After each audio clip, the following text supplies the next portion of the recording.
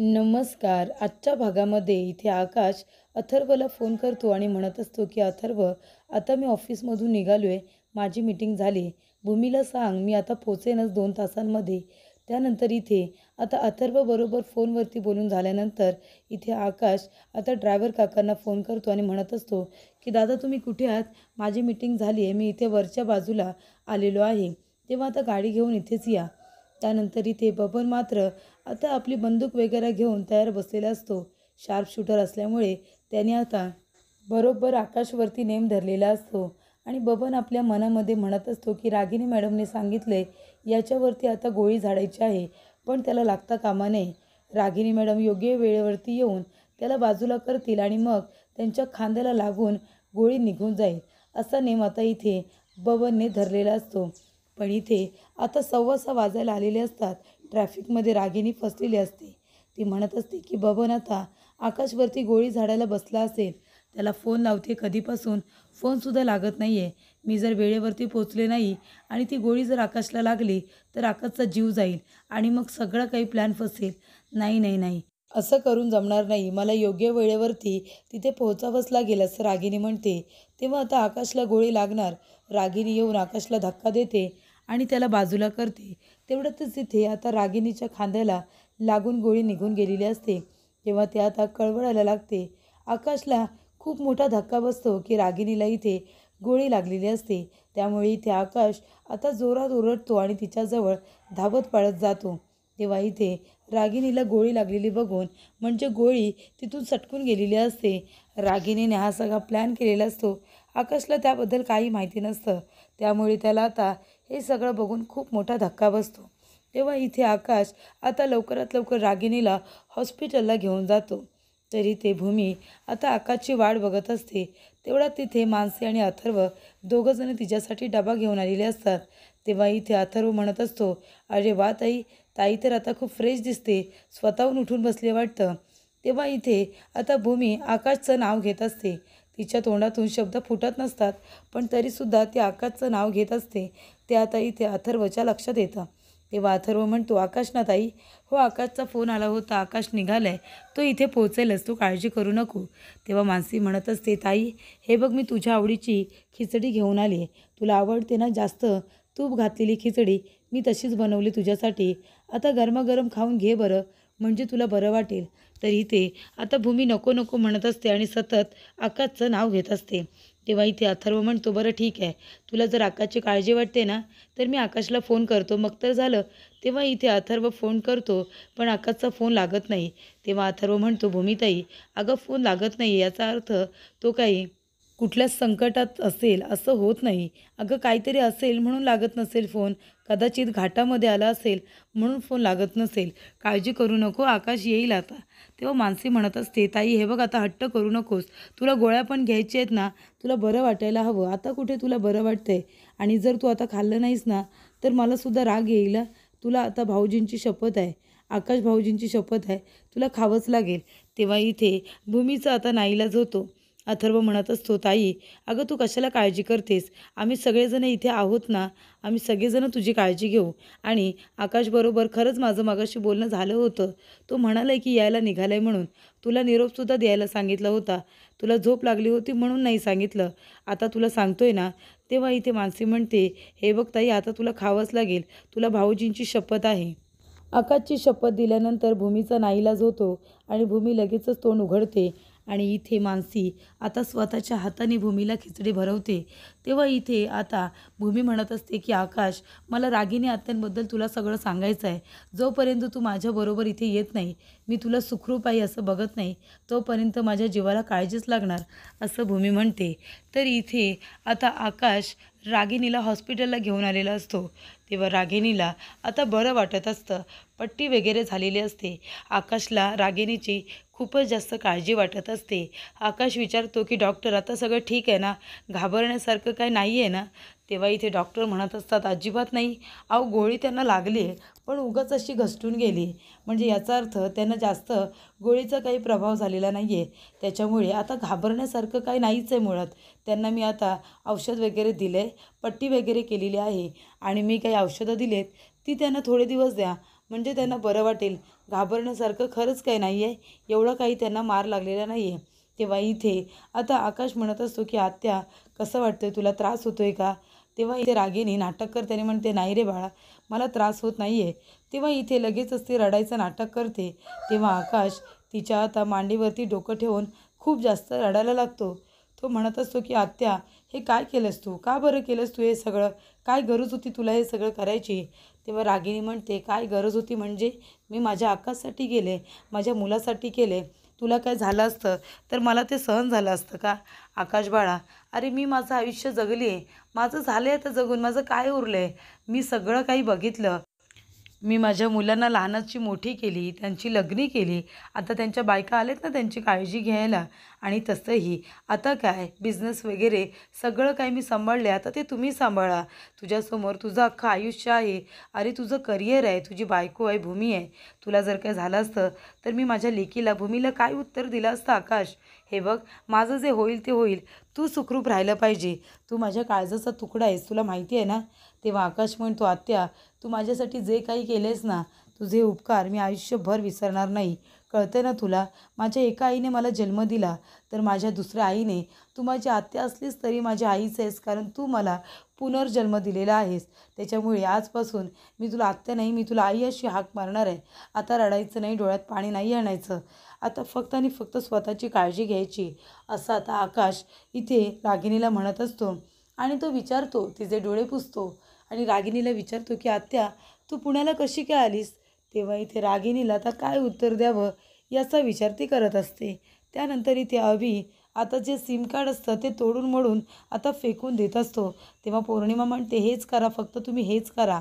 तुमच्या आई जे काही तुम्हाला सांगतील ना त्यांच्या तालावरती फक्त तुम्ही नाचा. पण ते काय करते, कशासाठी करते हे तरी तुम्हाला ते सांगतात का? नाही ना.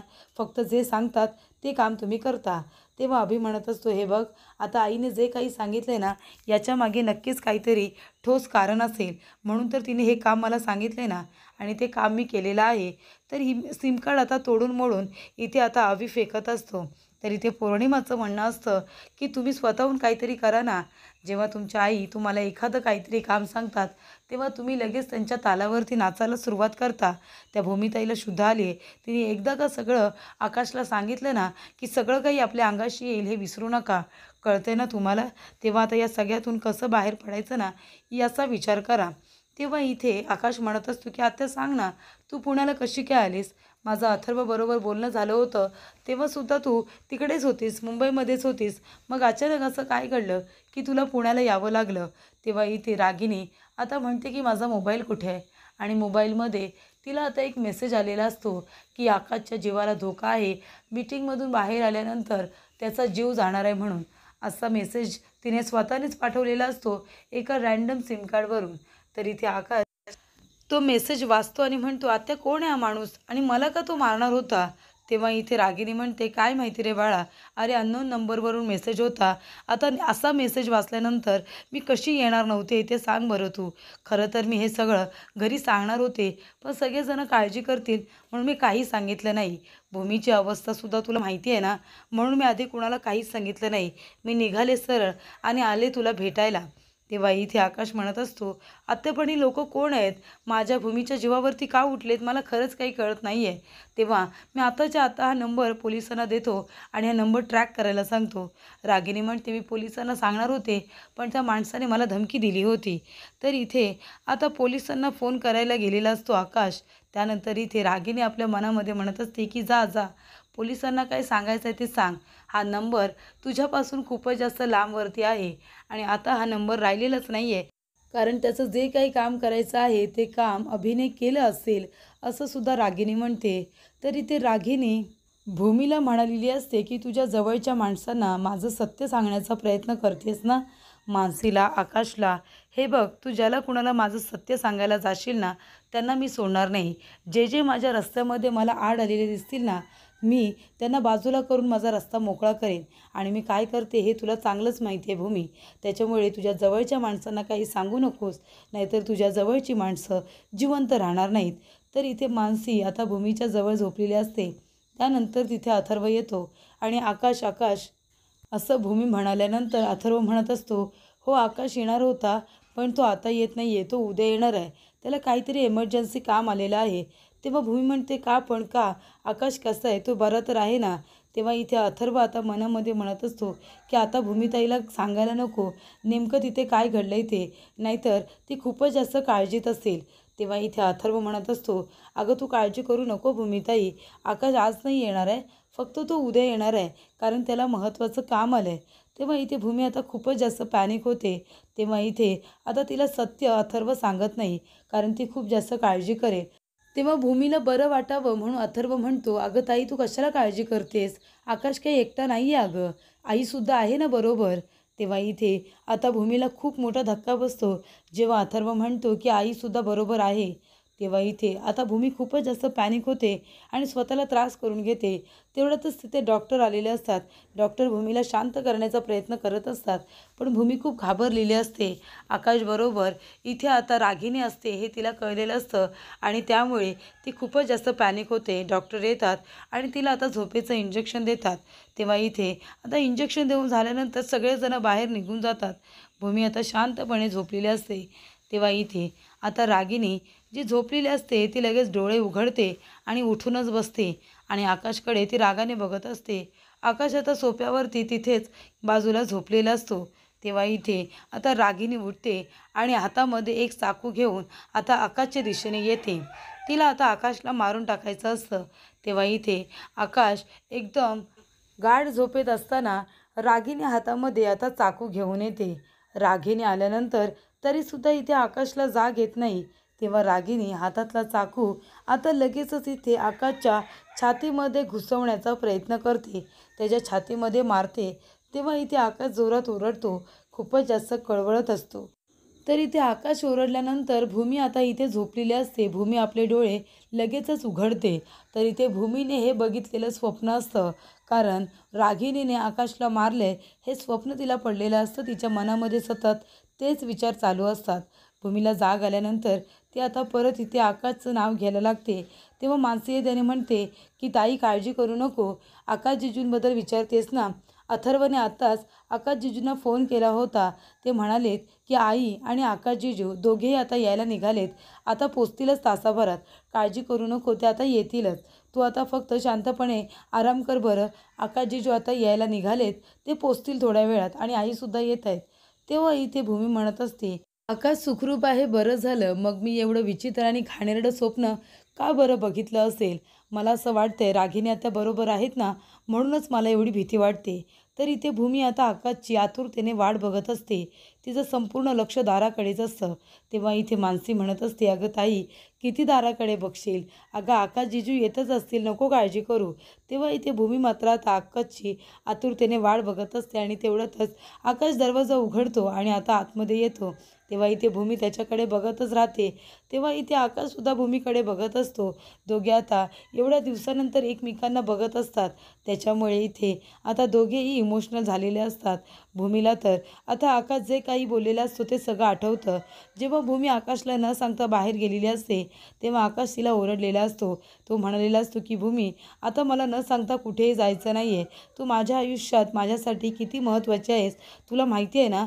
तुला जर काय झालं ना भूमी तर मी कधीच सहन करणार नाही, तुला काही व्हायच्या आधी मला मरण आलेलं मला चालेल, असं आकाश म्हणालेला असतो.